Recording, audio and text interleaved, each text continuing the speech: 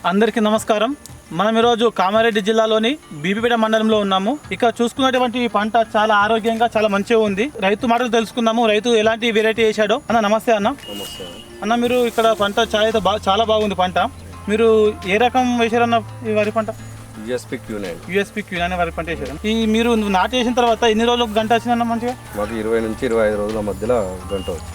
అంటే ఒక్కొక్క గంటకి ఎన్ని పిలకలు ఉండొచ్చు అన్న? 25 నుంచి 30 పిలకలు ఉంటాయి. 25 నుంచి 30 పిలకలు ఉంటాయి అన్న. ఈ గొల కూడా చాలా మంచిగా ఉంది, చాలా పొడుగుగా వచ్చింది. ఈ ఒక్క గొలకు ఎన్ని గింజలు ఉంటాయి అన్న?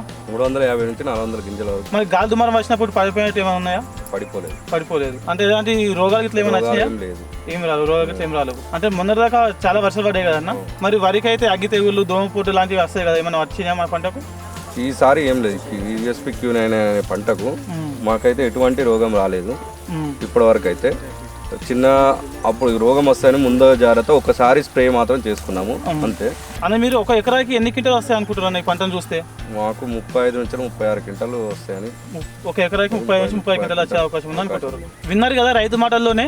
ఈ యూఎస్పీ క్యూనైన్ అనే వెరైటీ వేసుకోవడం వల్ల రైతు చాలా సంతోషంగా ఉన్నాడు. ఎందుకంటే నాటు వేసుకున్న 20-25 రోజుల్లోనే ఒక్కొక్క గంటకి 30 నుంచి 30 పిలకలు వచ్చినాయట.